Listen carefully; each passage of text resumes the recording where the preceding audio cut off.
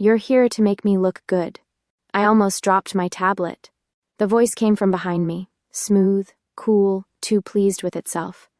I turned and found the owner standing between two obsidian pillars like he'd been carved there. Everything in Ravien jewelry was black glass and hush, polished floors that mirrored your nerves back at you, walls, that swallowed sound, and display cases lit from beneath so rings and necklaces burned like small private suns. He fit the aesthetic too well. Tall, sharply put together, a face with angles you could cut fabric on and a mouth that seemed to know it. I pasted on my professional smile, the one I keep in my bag next to my stylus and a granola bar. Then you've hired the right person, I said. I'm Eva. Marketing. He looked me over with a gaze that wasn't leering, more like assessing. Noticing. The way a tailor touches a seam with his eyes. Ravien, he said. No last name. As if the store, the brand, the mood board that was this entire building began and ended there. Right, I said, and tried not to notice how the light in the cases seemed to tilt toward him. I brought a few directions for your winter campaign. You're late by 3 minutes. I checked my watch even though I already knew. Actually, by my watch, I'm early by 2. Then your watch is wrong, he said mildly, and turned, already walking. Come. I followed him through the main showroom, my flats soft on the glass, my heartbeat louder than either. Rings floated in their velvet beds like tiny galaxies. The scent was subtle, expensive metal, cooled stone, the clean ozone breath of electricity. We passed a chandelier that looked like frost, and I caught sight of myself in a wall, a woman in a simple black dress, a denim jacket I refused to give up, a cheap silver necklace that used to belong to my mother. I tucked the chain beneath my collar on instinct. Don't hide it, he said, without looking back. It suits you. I blinked. Excuse me? The necklace, he said. It makes the rest of you look more expensive. My face did the treacherous thing where it warms without permission. Are you flirting with me or critiquing my styling? Neither. I'm noticing what works. He pushed open a pane of black glass that resolved into a door. This way. We entered a smaller space, somewhere between a boardroom and a sanctum. One long table, an angled wall of dark mirror on one side, a single case. In the center with an opal ring suspended in it like a drop of moonlight. The glass was so clear it made the stone look as if it hovered above nothing. I set my tablet on the table and woke the screen. My pitch deck bloomed up, images of hands, city lights, winter breath, the curve, of a jaw framed by a collar, text placeholders waiting for the right words. I should warn you, he said, leaning a hip against the table, casual in a way that looked calculated. I dislike most things. Fantastic, I said. I love a positive starting point. His mouth tilted. And if a smirk could be elegant, this one was. Go ahead, Eva. Okay. I clicked to the first slide. Your competitors sell aspiration by flattening desire into sameness. You don't need sameness. You need hunger. We lean into real stories, real people, how pieces live on skin, not just in glass. We shoot not just the product but the pause before choosing it. The breath someone takes before they say yes. Not fairy tale romance, intensity, choice, want, silence. He watched the screen like it was a person at a party he'd already chosen to leave with. My words felt too human in the room's cold gleam. I tapped to the next slide. This is the tone. Honest, immediate. The copy reads like a dare. He folded his arms and said nothing. And we release it in 3 phases, I continued. Because if you stop, talking in a room like this, you can hear your own self-doubt echo. Teasers of hands and throats wearing nothing but light. The suggestion of something about to happen. Then the reveal, small films, vertical, optimized for attention spans under a goldfish. Finally, the in-store activation, which... He stepped closer, glancing from my screen to me. You said want, not love. Want is measurable, I said. Love is marketing's favorite fog machine. That earned me a brief, bright flicker in his eyes. Approval. Delight? Predatory interest? It felt like standing too close to a heat source and pretending you weren't sweating. Again, he said, nodding at the tablet. From the top, I put us back on slide 1. As I did, a loose strand of hair slid forward into my view. Annoyance flared. I was about to shove it back when he lifted his hand the smallest amount and smoothed it behind my ear. It was nothing. Barely a touch. But the air snapped, quick and sharp, like I'd stuck my finger into a socket as a kid. The shock skittered across my scalp, down my neck, and collected somewhere south of professional, which was rude of it. My breath hitched. I was grateful the room kept its own counsel. Static, I said lightly, because if you name a thing, maybe it stops being a problem. Your floors hate my hair. The sound was agreeable, but his gaze had gone intent. From the top, please.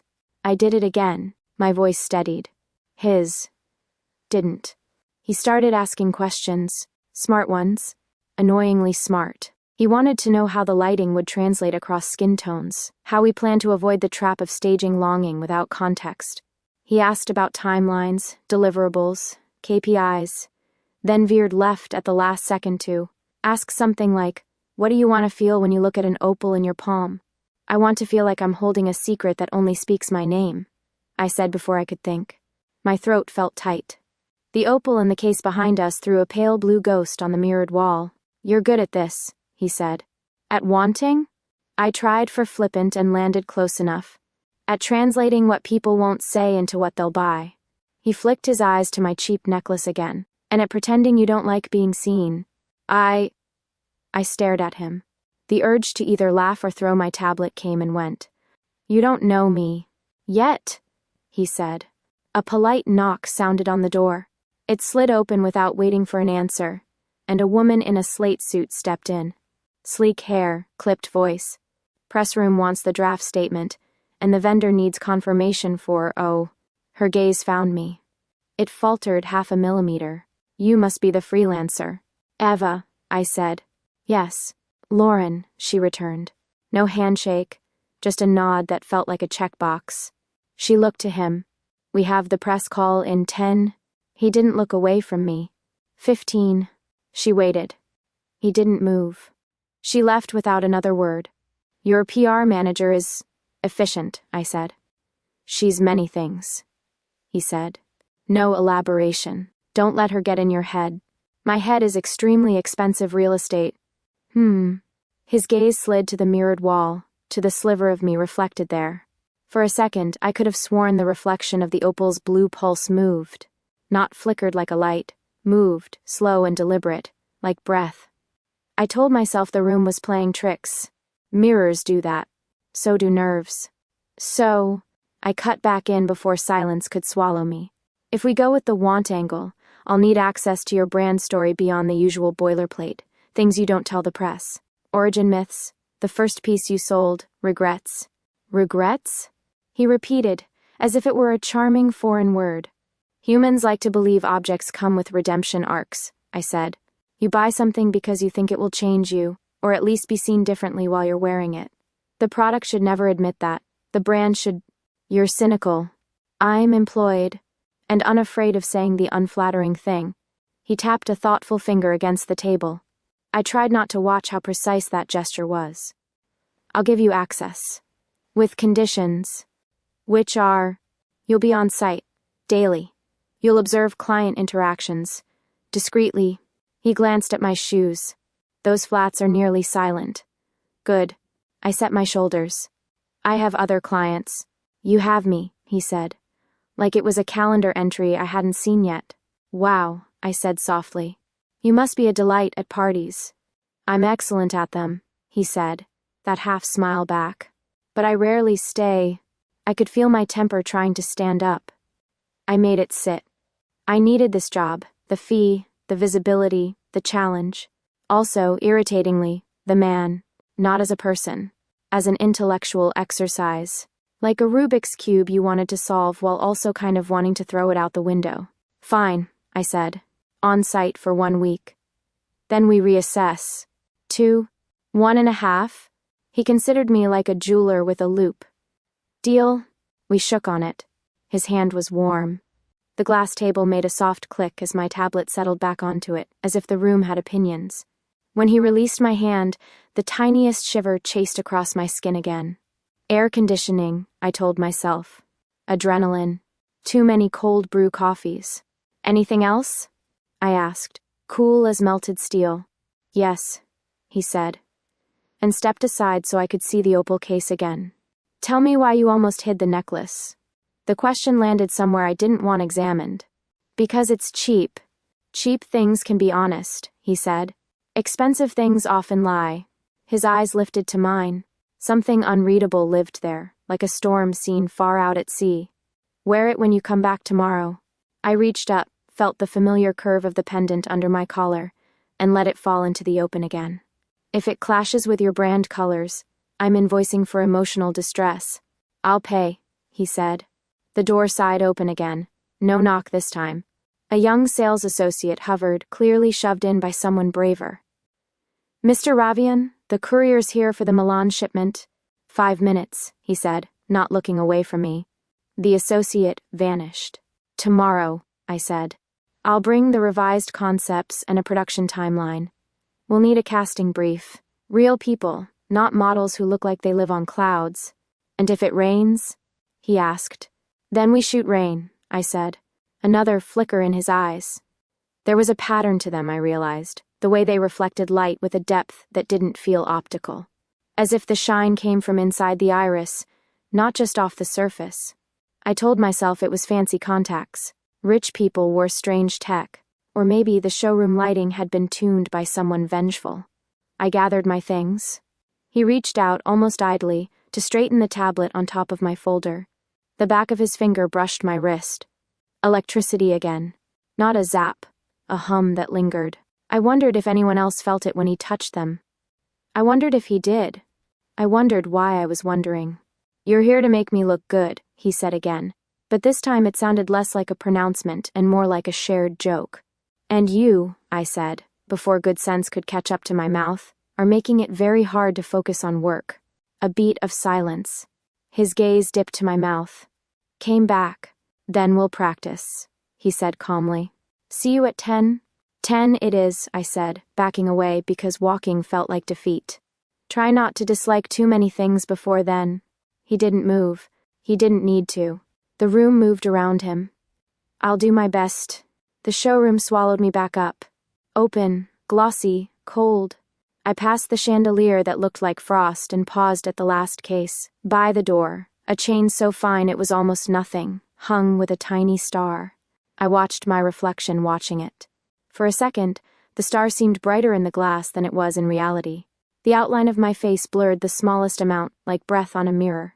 When I blinked, everything was ordinary again. Lights, stones, me. Static, I told the empty air, because there's comfort in simple explanations. Outside, the street was too normal, rude with traffic and a bus wheezing at a stoplight. I pulled my denim jacket tighter and started walking. The chill sat on my skin, fizzing, as if I'd walked out of a storm that hadn't quite finished with me. Half a block later, I caught my reflection in a storefront and smoothed my hair, just to feel the ghost of his fingers again and prove to myself I wasn't imagining things. Tomorrow, I would be on site. Tomorrow, I would take the brand apart and put it back together into a story people could hold. Tomorrow, I would be immune to a client who walked like a secret and looked like a dare. Tonight, I would eat pasta, watch something dumb, and set 3 alarms. I checked my watch. I was early by 2 minutes for the bus. Somewhere someone would argue my watch was wrong. I smiled at nothing and didn't bother to correct it. By the second morning, I'd decided 2 things. 1, Ravien must secretly own stock in coffee producers, because he scheduled our meetings at hours designed to break mortals. And 2, he had no intention of making my job easy. Your red is wrong, he said. Not even 5 minutes into my presentation. He didn't sit at the table like a normal client. He prowled around the showroom all. Black suit and unsettling calm, glancing at the mock-ups I'd pinned on the screen. It's Pantone 186, I said, tapping the tablet. It's bold. It photographs well. It reads as urgent without veering into fire alarm territory. It reads as cheap, he said. And desperate. I inhaled, counted to 3. Professional smile, version 2, noted. Let's discuss alternative palettes after we go through the sequence. He came closer, peering at the slide like it had personally offended him. The gradient feels indecisive. Gradients are moods, I shot back. They invite the eye. They breathe. Colors should command. He turned his gaze on me. Do you want to be invited, Eva, or commanded? Neither, I said sweetly. I want clients who don't argue with their designers about RGB values. That earned me a flash of amusement in his expression. He didn't laugh. He never did. He simply looked entertained, in the same way a cat might be entertained by a mouse that refused to run in a straight line. Let's move to typography, I said briskly. The slogans. I flipped to the next mock-ups. White letters, overshadowed faces. Want more. Choose fire. Hold nothing back. Want more, he read aloud. Insufficient. Insufficient? It's needy. It begs. It's aspirational, I corrected. It's human. It's weak, he said. Try again. My spine stiffened. I clicked to the second. Choose fire. His eyes lingered there. Something about the word fire caught. For a moment, I could have sworn the overhead lights flared brighter, the glass cases along the wall scattering little bursts of brilliance. He said nothing, just looked at me. Too closely. I cleared my throat. Third option. Hold nothing back. That one, he said finally. His tone was quieter, but more final than any critique yet. I wrote it down. My hand shook just enough to annoy me. Before I could push on, the door clicked open and Lauren entered, again without smiling. As if her face had a quota for warmth she refused to spend on freelancers. Today she carried a folder and an expression sharpened to a point. Press deadlines are tighter than we thought, she said, ignoring me entirely. The Italian edition wants exclusivity, and the Paris bureau is demanding sample images before we've even finalized models. We'll meet them, Ravien said, calm as glass. Lauren flicked me the smallest look. Sharp, measuring. If she can keep up. I opened my mouth, but Ravien spoke first. She can. That shut Lauren up, at least outwardly. She placed the folder down with a snap and left, her perfume trailing judgment. She's charming, I muttered. She's effective, he said. And territorial. Territorial like a watchdog or territorial like a dragon? His mouth curved. Yes. I stared at him, then shook my head. Moving on. We went back to slogans. The argument turned fast and petty. He claimed my choice of typeface lacked authority. I claimed his idea of authority belonged in a law firm circa 1992. We leaned over the same screen. Too close. Voices pitched low but tight. It needs teeth, he insisted. It needs warmth, I snapped. It needs to cut. It needs to touch. We stopped. Realized we were nearly chest to chest, his hand braced on the table beside mine, the light from the opal case washing his features in pale blue. My pulse jumped. His gaze dipped, almost unconsciously, to my necklace again, the little silver chain lying stubbornly against my skin. On you, he said, so softly it felt like it wasn't meant for the room. That looks more expensive than anything here. Heat punched up my neck. I laughed it off, brittle and quick. You must need glasses. I don't wear them, he murmured. Maybe you should start. I pulled back, aware of every inch of distance I forced into place. We both looked at the screen again, pretending that hadn't just happened. The reflection in the mirrored wall wavered faintly, like heat rising from asphalt. I blinked, but the light settled, ordinary again. Deadlines dragged us onward. I laid out a revised schedule, speaking too fast, trying not to notice how the air itself seemed to hum when he stood too close. He corrected small details, too small, annoyingly precise. And yet sometimes he was right. His instincts cut directly to the heart of what worked. I hated that I respected it. By the time I packed up, my chest felt tight from holding in too many responses. He followed me toward the exit, silent until I reached the door. You defend your work well, he said finally. Thank you, I said. You undermine it even better. That smile flickered again. Half amusement, half dare. Tomorrow. Earlier than 8? What's next, Dawn? 7:30, he said. I groaned. You really are trying to kill me. Not yet, he said, and held the door open. As I stepped out into the showroom, the glass cases shimmered faintly in the corner of my vision, like the jewels themselves were leaning closer to listen. I told myself it was bad lighting. Or stress. Or both. But I didn't look back to check. I hadn't slept much, but it was the good kind of insomnia, the kind that feels like standing at the edge of a pool you actually want to jump into. By sunrise, I'd woven the campaign tighter, real people, real want. Not glossy perfection. Stories with pulse. A widow who wore her late wife's ring on a chain until she could afford to resize it. A chef who saved up for a bracelet because it made her feel like fire on nights the kitchen steam made everything else damp and dull. A nurse who bought a simple opal because he kept it in his pocket during night shifts, just to touch it when the ward went too quiet. I cut the mood reel to music that sounded like a secret being breathed into your ear. I wrote copy that didn't beg, it dared, hold nothing back. By 9, I was in the sanctum room with the black glass wall, the table, the floating opal in its clear cube. The opal threw that pale blue ghost again, as if it were testing the edge of its case. I ignored my superstitious brain and cued the deck. Ravien watched with that unnerving stillness. Lauren stood at the back, arms crossed so tight the blazer might file a complaint. This, I finished, heart-thudding, isn't about pretending a ring makes you love someone. It's about admitting a ring can make you feel like yourself turned up to 11. Silence. Then, unexpectedly, Ravien nodded. Better, he said. Closer to the nerve. Lauren didn't nod.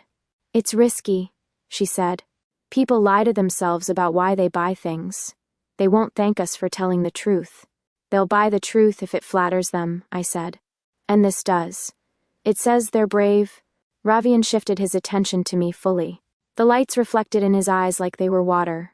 Cut the film to 30 seconds. Build 3 variations around 3 different kinds of want. We launch with the opal story. Got it, I said, flooded with relief so sweet it made my knees silly. We were still in the logistics, models, permissions, scheduling, when Lauren's phone chimed. She glanced down, froze, then unlocked it faster than I'd seen her move. Her face did a slow, exquisite change from bored to alert to something like triumph she tried to mask. What? Ravien said, without a question mark. She held the screen up. Tradewire just pushed an exclusive on a new campaign at Perelman and Company. Look. We leaned in. The headline hit like a thrown rock. Perelman and Company. Debuts, hold nothing back. A raw, story-driven winter campaign. Below it, a still from a video. A close-up of a hand holding an opal. Breath fogging the air. My world tilted. My mouth said, before my brain caught up, "That's my line." Is it?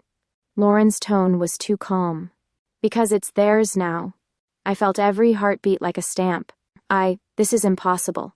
I only shared preliminary comps with you two, and I worked offline this morning. There's no way. Ravien's attention cut to me like a blade turning. It didn't look angry at first. It looked assessing, as if he were testing weight. Then a chill moved through his voice so clean it left no edges. Did you sell it? No. The word came out too loud, then again, softer, steadier. No. Lauren stepped closer, the scent of her perfume neat as a line under a signature. Perelman's creative director is Marissa Keene, yes? Your former colleague. Her smile was clinical. How convenient. Breath. Count. Don't let your hands shake where they can see. Marissa and I haven't spoken in a year. People don't need to speak to share, Lauren said. They just need to reuse. Ravien didn't look away from me. Eva. I hated that his voice carrying my name felt like a test I might fail. I didn't give this to her, I said. I didn't. If this is the same idea, she stole it from me. He blinked once. Slow. Prove it. The room felt smaller, like the glass had decided to breathe in. I will, I said, even though my stomach did the elevator drop. Give me an hour. 30 minutes, Lauren said. An hour, I repeated to Ravien, eyes on him, not her. He considered. 45. I'll take it, I said, and bolted. I ran on caffeine and anger. In the tiny client workstation they'd given me, I tore through my laptop. File modification times, Figma version history, metadata on exports. The timeline held. The copy sat timestamped in notes at 2:14 a.m. The render exported at 7:32. The email draft to them unsent, still saving in my drafts when I'd chosen to deliver in person. I dug into old emails. Marissa and I had worked together at AdForge before she'd been promoted past me, to an open office near the windows and an espresso machine with dizzying buttons. She'd loved borrowing. She'd called it osmosis. I DM'd a friend who still worked there. Did Marissa mention Perelman's winter thing? You owe me from that time I covered your shift with the whiskey brand. 3 dots. Then, you didn't hear it from me, but she presented something super similar yesterday. She's been sniffing around your socials for weeks. A screenshot of a Slack message. Find me non-glossy jewelry refs. Real people. Real want. Timestamped 2 days after I showed my want versus love outline at a small industry meetup. I'd posted a vague photo of a whiteboard with a single line. Don't flatten desire. Rookie move. My stomach clenched. I compiled a folder, version histories, screenshots, the meetup post, the Slack leak, my notes timestamps, the original voice memo I'd recorded in a cab months ago where I muttered, hold nothing back because possession is always a confession, and laughed at myself for sounding pretentious. When I jogged back to the sanctum, my lungs burned, and my anger had settled into a cold, fine thread I could hold without shaking. They were waiting, Ravien at the table, Lauren by the mirror, a queen with a gavel no one could see. I set the laptop down, connected to the screen, and brought up the receipts. Here's my Figma version history with hash comparisons. Here are the local file timestamps. Here's a voice memo dated last spring, before Perelman even announced their winter budget. Here's my meetup post you probably saw. I know, rookie mistake. And here, I said, pulling up the Slack screenshot, is a message from Marissa to her team asking for references after that post. Lauren didn't blink. Screenshots can be fabricated. So can personalities, I shot back. But the metadata isn't. You can have your IT pull my drive image and check the creation dates, or call AdForge. They won't go on record, but they'll confirm she's been osmosing since she learned how to make a mood board. A silence deep enough to hold a city fell. The opal's pale light seemed to breathe. I kept my breathing regular by force. Ravien looked at the screen, then at me. Whatever had hardened in his eyes earlier loosened. Not into warmth exactly, but into something that didn't hurt when it hit you. Leave us, he said to Lauren, so quietly I almost missed it. Lauren did not move. We can't afford scandals. Her tone said we can. Actually, I'll make them bleed. If this gets out, we lose the narrative. We don't lose narratives, he said, turning his head with leisurely precision that made the hair along my arm stand up. We write them. Lauren's jaw flexed. She left. The door sighed shut. It felt like the room exhaled with it. I swallowed.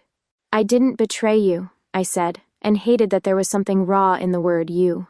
He watched me for a long heartbeat. No, he said at last. It wasn't an apology. It wasn't soft. It was a fact placed on the table like a heavy object. You didn't.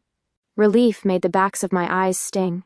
I looked up at the mirror to steady myself and saw, for a split second, the reflection of the opal throw a flare of blue that didn't happen in the actual case. A trick of angles, or a trick of me. Ravien spoke again, tone back to level. They've stolen our temperature, not our heat, he said. Now you'll prove you can make something even better. I stared at him. The words were not what part of me wanted. Some apology, some admission of doubt, of injury done. I got a challenge instead. Right, I said, air scraping my throat. So I go back to the board and conjure the sun while someone else runs off with the firewood. His mouth tilted. If anyone can, it's the woman lecturing me about gradients breathing. He paused. Can you... I thought about the widow's necklace, the chef's bracelet, the nurse's opal in a pocket. I thought about being 17, trying on my mother's chain in a bathroom, with bad lighting, and deciding I looked like a braver version of myself. I thought about Marissa's cool, immaculate hands on stolen ideas. I thought about the way my skin had remembered his touch yesterday like a secret spark. Yes, I said. But it will cost you. Bill me, he said. And it was almost like a joke.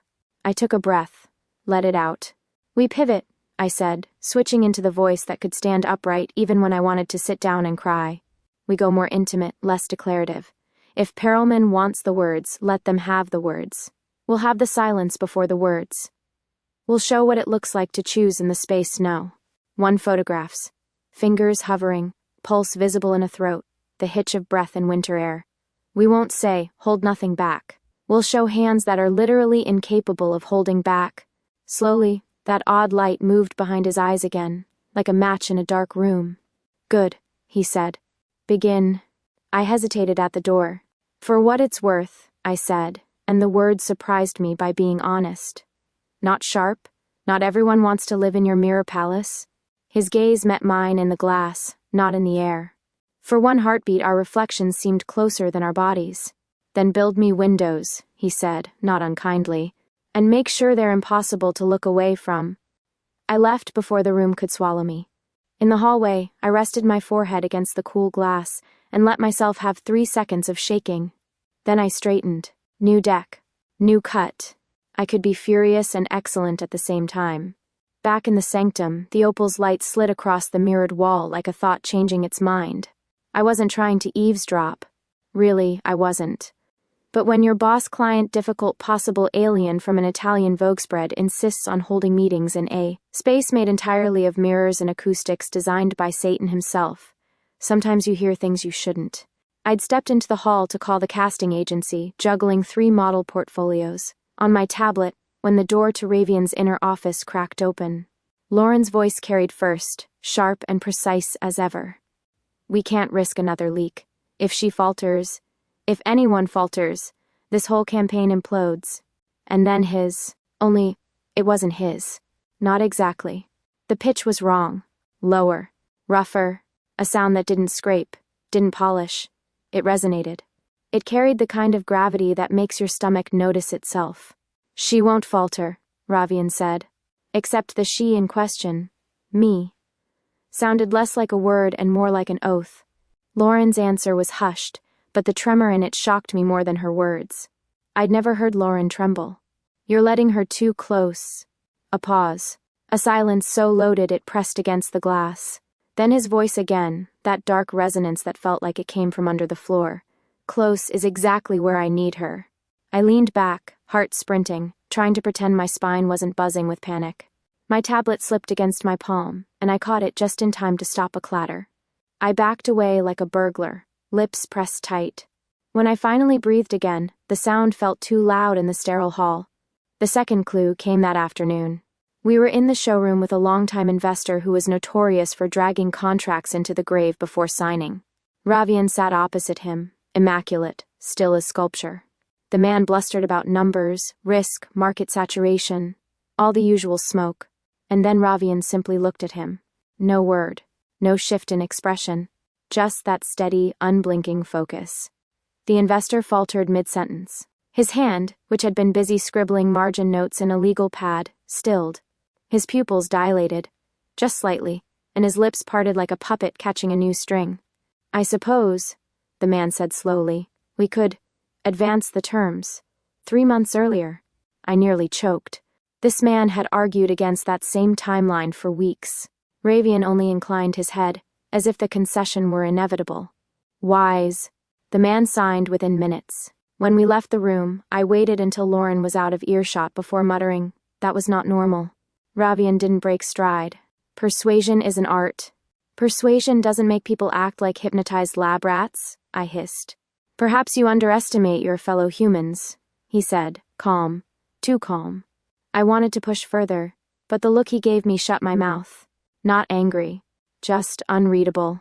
Like he'd already heard every word I could ever throw at him, and was merely waiting to see if I'd bore him with the repetition. The third clue wasn't subtle. It was late, past 10. I'd left my tablet in the showroom, and because freelancing without backups is basically begging the universe to end you, I dragged myself back to retrieve it. The store was closed. Silent. The kind of silence that makes you check your own breathing. Security lights cast everything in stark silver blue. The jewelry looked alien, glowing islands in a black sea. I padded past the chandelier, through the first gallery, and froze. Ravien was there. Not in his suit. Not in anything I'd seen him wear. He stood at the center of the main floor, stripped down to a white shirt. With the sleeves pushed up, the top buttons undone, his throat bare. Around him, the cases glowed, not the usual underlighting, but a faint radiance that seemed to pulse outward, as if the stones themselves were breathing in time with him. My tablet nearly slid from my hand again. Déjà vu, me, clutching technology, watching him warp reality. He didn't turn. He didn't need to. His voice reached me anyway, lower, resonant, not entirely human. You should not be here. I swallowed. Good thing I'm great at doing what I shouldn't. Now he turned, and the glow hit his face full on. The eyes. The eyes weren't right. Too much light. Too much depth. They reflected nothing but seemed to carry their own illumination, like twin lanterns in water. "What are you?" I whispered before I could stop myself. He stepped closer. Not fast. Not threatening. But with a weight that made the air compress. "You already know." I shook my head too quickly, as if denial worked like a magic spell. I don't want to." He stopped a few feet away. The air shimmered faintly, as though heat had crawled up from the floor. His voice was quiet but carried anyway. "I am a demon," he said. "No flourish. No apology. Just fact. I live on what you hunger for. I am sustained by what you won't admit to wanting." My skin prickled all over. My instinct screamed run. My legs debated it. My heart hammered stay, stay, stay. I forced words out. "So that's why. The investor, the way he—" "Yes," he said. "I give shape to what already lurks inside them. Desire only needs a mirror." "Then what about me?" I shot back, voice cracking. "What exactly are you mirroring when you—" I broke off, remembering the hair behind my ear, the warmth of his hand on mine, the way his gaze made my necklace feel like royalty instead of silver-plated nostalgia. His silence was answer enough. I staggered back, nearly bumping into a glass case. "This is insane. You're insane. I can't." I turned, clutching my tablet like a shield. My feet carried me fast across the floor, toward the exit, toward normal things, like sidewalks and bus stops, and the sanity of badly lit apartments. "Eva." The way he said my name froze me mid-stride. I didn't turn. I couldn't. His voice followed anyway, soft as a hand at the small of my back. "You fear me. And yet you return." My throat tightened. Anger was easier than truth. "Don't flatter yourself." I came back for my tablet. "And tomorrow?" he asked. I clenched my jaw. The worst part, the absolutely stupidest part, was that I didn't have an answer. I shoved through the glass doors into the night, into the chill that felt more honest than the heat he carried. My heart slammed against my ribs as I walked fast, then faster, then almost ran. But 2 blocks away, as I finally slowed, my hands shook not from fear, but from remembering the hum in the air when he said what he was. Demon. And even as I told myself I'd never step foot in that mirror palace again, I knew I would. The first mistake wasn't mine, but by the time anyone noticed, my name was already attached to it. The press release went live at 9 a.m. Sharp Ravien jewelry launches hold nothing back campaign. Except the copy was riddled with errors. Wrong figures. Misspelled names. A line that read, "Indulge your weaknesses" with 2 E's like a bad joke. And worst of all, the timing. Too early before we'd finished the pivot from Marissa's stolen concept. By 10, fashion blogs were circulating screenshots. By 11, my inbox was a murder scene. Lauren stood at the back of the press room, serene as a cat that had already licked its paws. "We can't control every outlet," she said smoothly, as if she hadn't just detonated my reputation. "This wasn't the draft I wrote," I snapped. "Someone altered it." Her brows lifted 0.5 millimeter. "Proof?" I wanted to scream, but all I had were the final files on my drive, and the knowledge that Lauren had helped by forwarding my copy to the media team. Now here I was, standing in front of reporters with cameras and phones, trying to salvage credibility while my slides clicked behind me.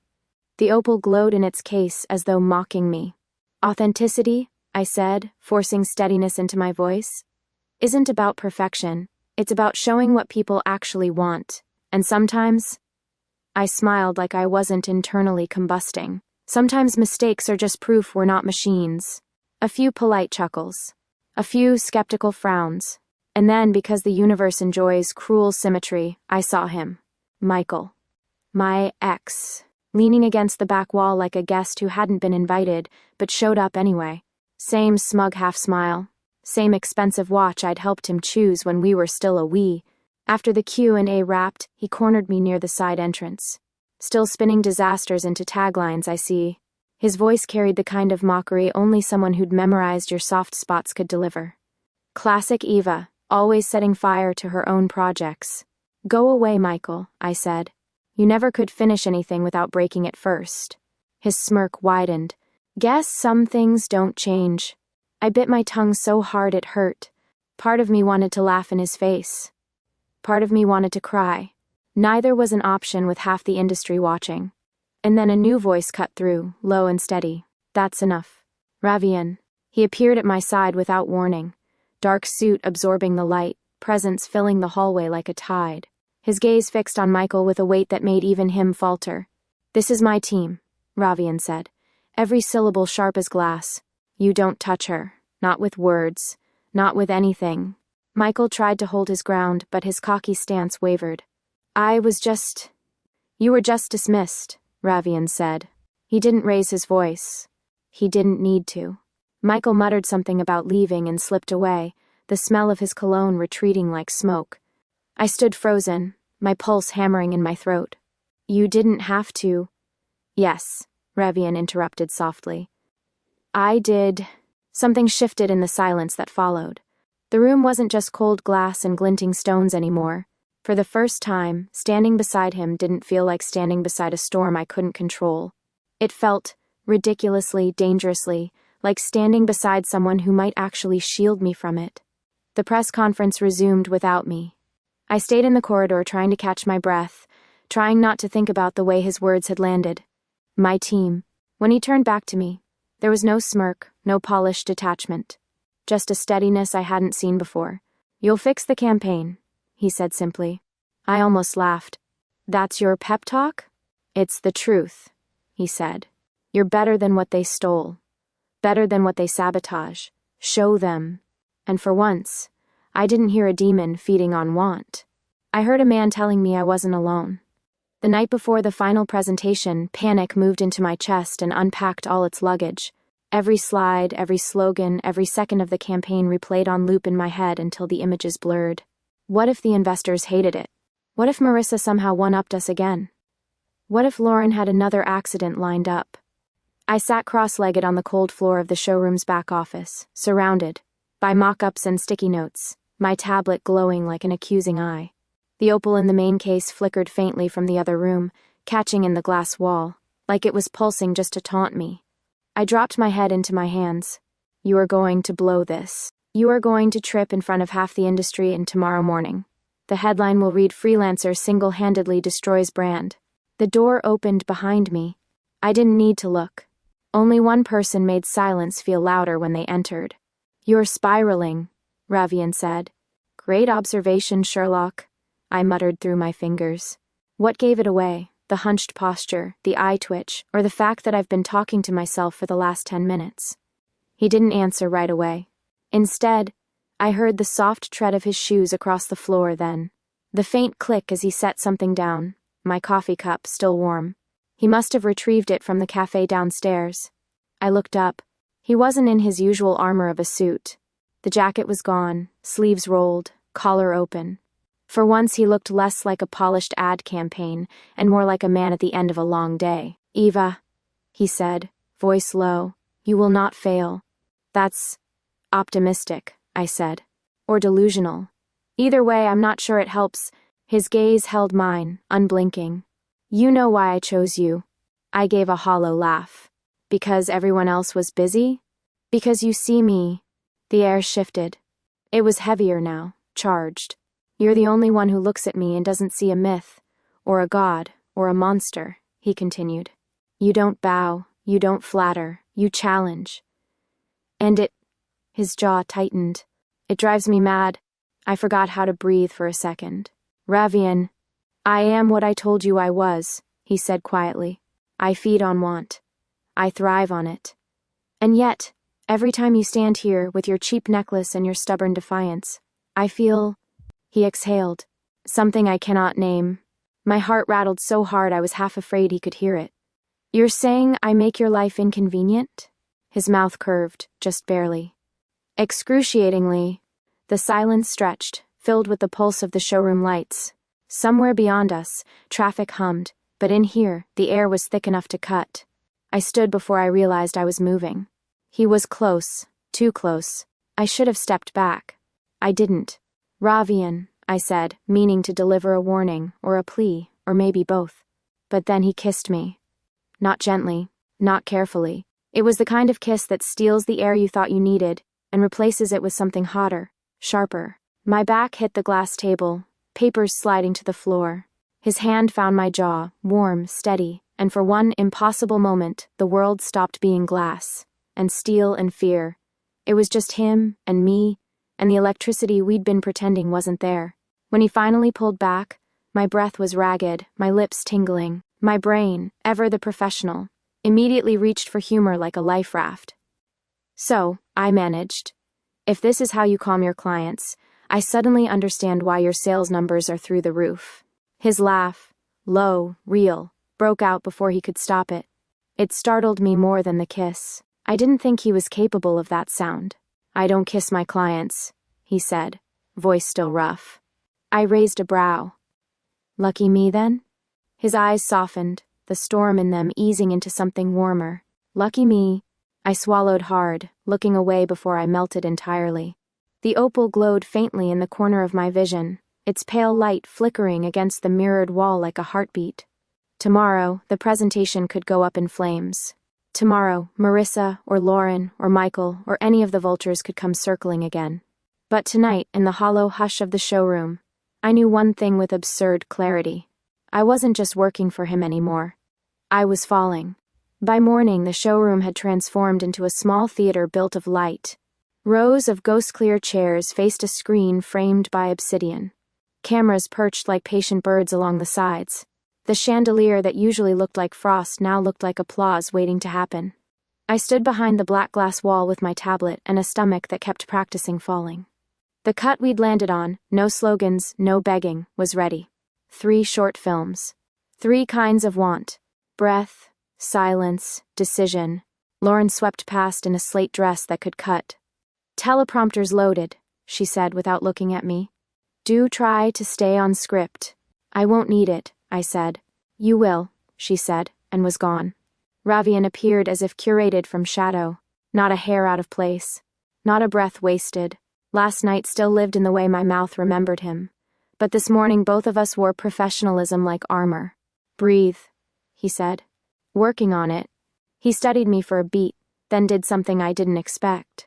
He reached and, very carefully, straightened the chain at my throat. Leave this where people can see it. It's cheap, I murmured, because some reflexes don't die. It's honest, he said. He lowered his voice, the faintest thread of the other timbre pulsing underneath. I won't touch the room today. I knew what he meant. No subtle tilts. No invisible pushes. No demon in the wiring.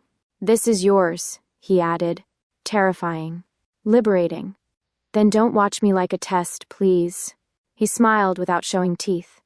I will watch you like heat. The house lights dimmed. Lauren glided on stage first, her mic catching every syllable. Welcome. Thank you for joining us for Ravien Jewelry's winter presentation. A brief, controlled smile. We'll begin with a few words from our creative partner. The pause before creative was surgical. Somewhere in the back row I felt a familiar cologne arrive. Michael.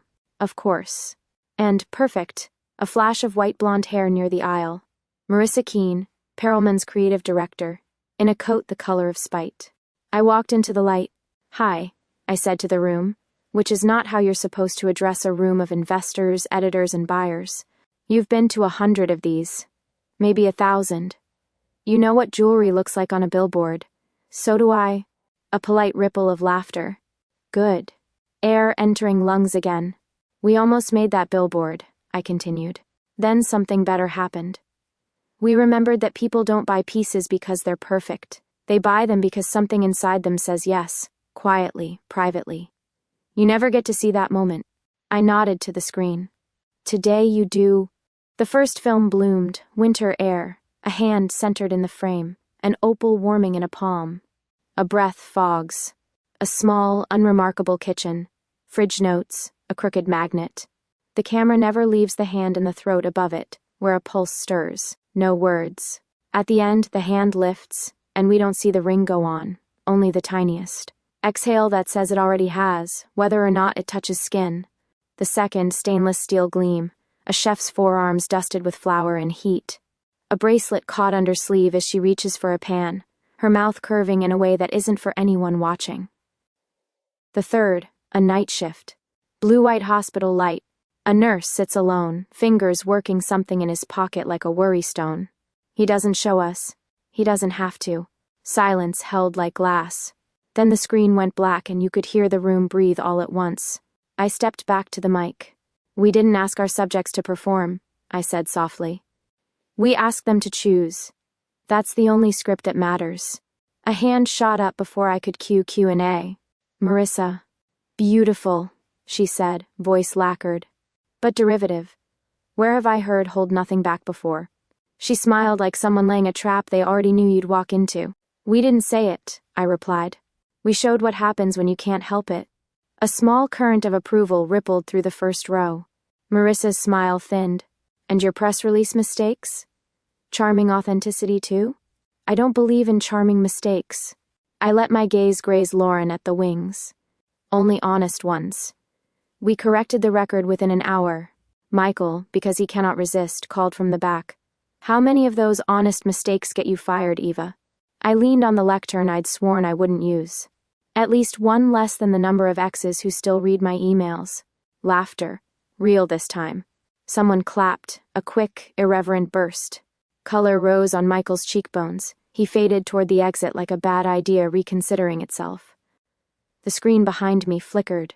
On the confidence monitor at my feet, script text, insert brand origin myth here, scrolled where my notes should be. Someone had swapped files. Perfect. Teleprompters down, the stage manager hissed in my ear.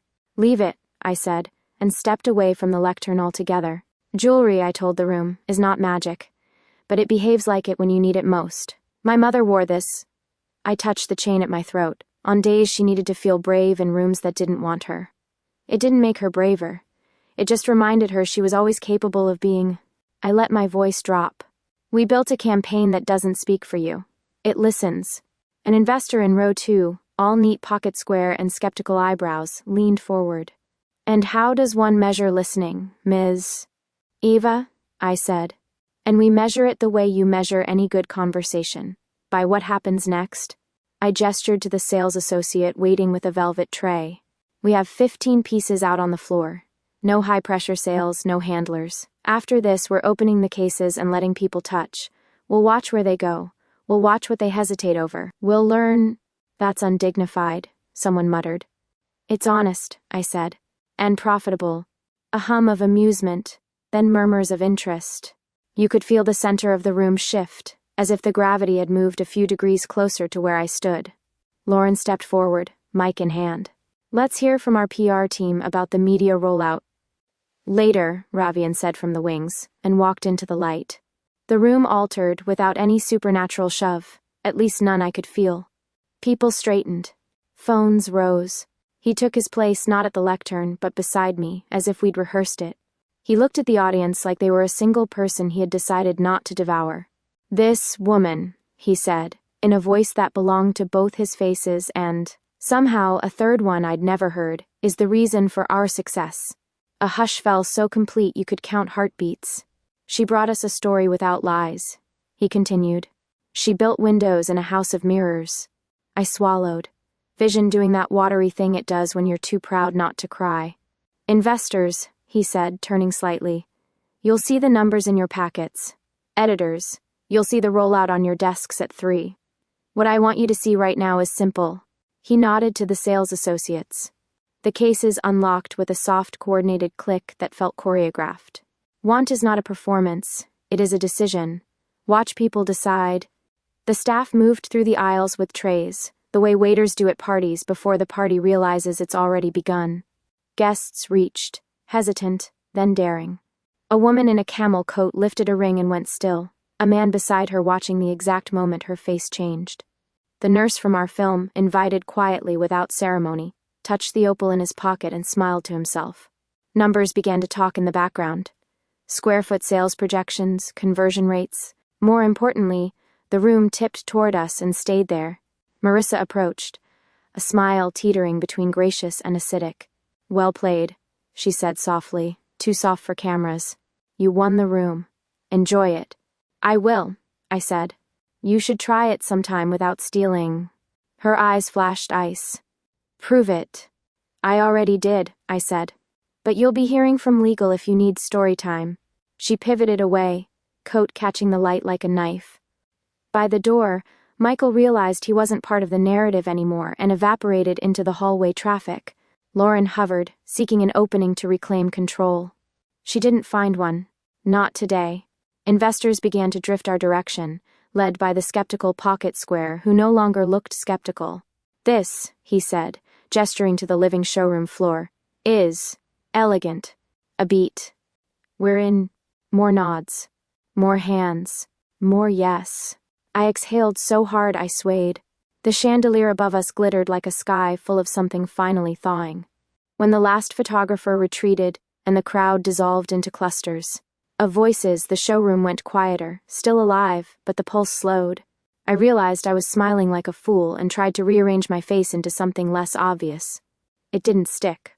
Ravien turned to me. He wasn't polished now. He looked bright. The way heat is bright when you stand too close. Pride sat oddly on him, as if it weren't a suit he wore often. "You were," he began, then shook his head, language failing him in a way that made my chest ache. "Stay. I'm not going anywhere," I said, and felt the truth of it land in my bones. He took my hand and led me, not to the sanctum, not to the back office, to the center of the showroom floor, where the opals case had been moved to one side. The glass beneath us showed our reflections like we were standing on water. "I meant what I said," he told me. "About windows." I waited, heart newly reckless. "Let's build them," he said. "Not a campaign. A brand. Yours and mine. We'll keep Ravien as it is, cold when it needs to be. But together we make something warmer. Honest. A line that belongs to the moments you just gave them." He hesitated, then stepped closer, every line of him both careful and sure. "Be my partner. In business, a beat. In life." The room didn't tilt. The world didn't roar. It just clicked. The way a clasp does when it's meant for that chain. I laughed then, helpless and giddy. "So, you're still my difficult client," I said, the words tasting like a dare I suddenly wanted to keep. "But now I don't mind." His answering smile was slow and rare. "I intend to be difficult forever." "Good," I said, and rose onto my toes. The kiss was nothing like last night's and exactly like it, fire threaded through calm, certainty layered over heat. Somewhere, the chandelier chimed as if a breeze had found it. I thought the cases brightened for one impossible second, and then decided it didn't matter whether they had. When we separated, I leaned my forehead against his. "We're calling the brand Windows," I said. "No arguments." "Windows," he agreed. "For the days you need to see yourself. For the nights you need to be seen." I glanced at my necklace, cheap and honest and perfectly mine. "Hold nothing back?" I teased. "No," he said, eyes laughing even as his mouth didn't. "Just don't flatten desire." I groaned. "You were listening at the meetup." "I always listen," he said, and kissed me again. Outside, the city performed itself. Taxis and voices, winter and wheels. Inside, the mirror palace held a new geometry. Fewer walls. More light. We stood there while the last of the guests left, and the staff began to reset the room, and I felt something I hadn't let myself feel in a long time. Not the high I chased from a well-executed pitch, not the glow from being right in an argument. It was simpler, sturdier. It felt like a yes.